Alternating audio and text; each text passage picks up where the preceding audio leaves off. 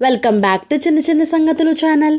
Last వీడియోలో మనం శ్రీకృష్ణుని కురుక్షేత్ర సమరానికి సహాయం కోరడం కోసం అర్జునుడు దుర్యోధనుడు రావడం, ఆ తర్వాత అర్జునుడు తనకి శ్రీకృష్ణుడు ఒక్కడు చాలు, అతడు యుద్ధం చేయకపోయినా తన రథసారథిగా ఉంటే చాలని కోరుకున్నాడు.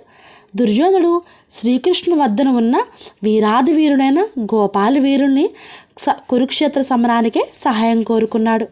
ఆ తర్వాత మాద్రీదేశ రాజు అయిన శల్య మహారాజు పాండవ సహాయం చేయడానికి బయలుదేరాడు.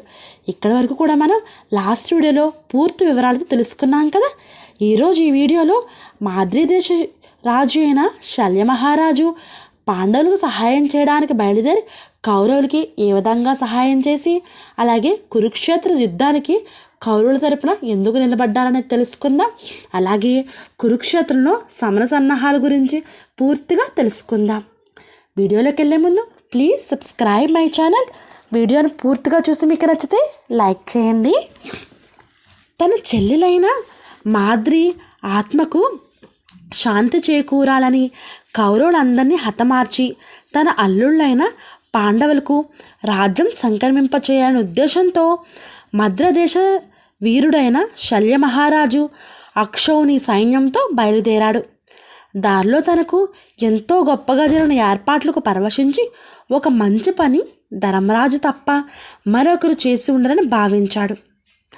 ఆ మహాసుకృతి ఏది దొరికితే అతడు ఏమి కోరుకుంటే అది ఇచ్చి రుణం తీర్చుకుంటానని తన దగ్గర ఉన్న వారితో పదే పదే ప్రస్తుతించాడు. రహస్యంగా తిరిగి ఆ దూతల వల్ల ఆ మాటలు విన్న దుర్యోధనుడు శల్యుని దగ్గరికి వెళ్ళి ఆ విధంగా ఏర్పాట్లు చేసింది తానేనని, యుద్ధంలో తనకు సహకరించడమే తన కోరిక అని చెప్పి దుర్యోధనుడు శల్య మహారాజుని కోరుకున్నాడు. మాట తప్పని శల్య మహారాజు విచారిస్తూనే ధర్మరాజుకు తక్కిన పాండవులకు తన పొరపాటును వివరించి వారిని విజయాలు అయ్యేటట్లుగా ఆశీర్వదించి తన బలంతో శల్య మహారాజు కౌరవుల వైపుకి వెళ్ళిపోయాడు.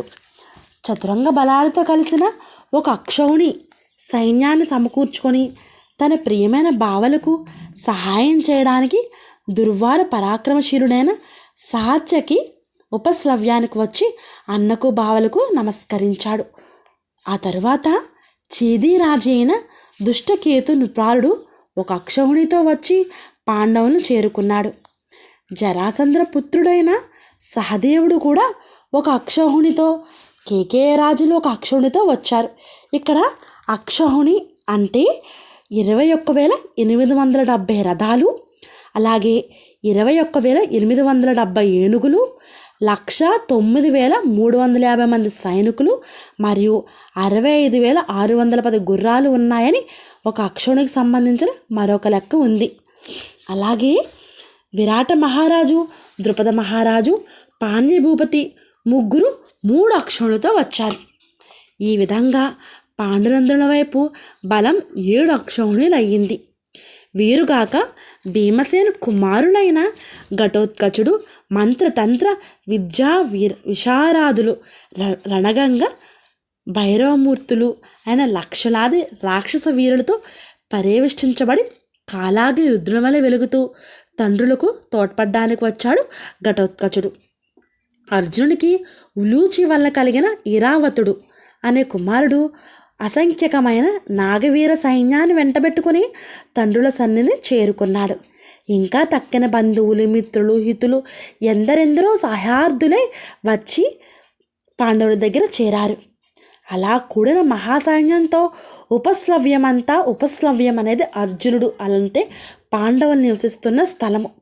ఆ స్థలం అంతా చుట్టూ యోజనం దూరం ఇసుక వేసినా రాలకుండా నిండిపోయింది. రథ గజ తురగాదులతో సంఖ్యాకలైతే లెక్కే లేదు.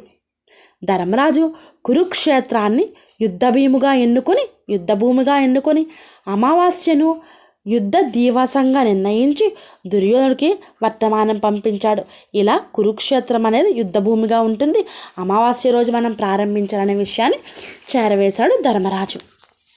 మనం ఈరోజు ఈ వీడియోలో పాండవుల వైపు 7 అక్షౌహిణీల సైన్యం ఏర్పడిందని తెలుసుకున్నాం కదా. రేపటి వీడియోలో దుర్యోధనుడుకు ఎంతమంది సైన్యం ఏర్పడ్డారు, అలాగే దుర్యోధన సైన్యంలో ఉన్న మహారాజులు ఎందరో మనం రేపటి వీడియోలో తెలుసుకుందాం. ఈ వీడియో కనుక మీకు నచ్చినట్లయితే ప్లీజ్ లైక్ చేయండి, షేర్ చేయండి, కామెంట్ చేయండి. Thank you for watching. Please subscribe my channel.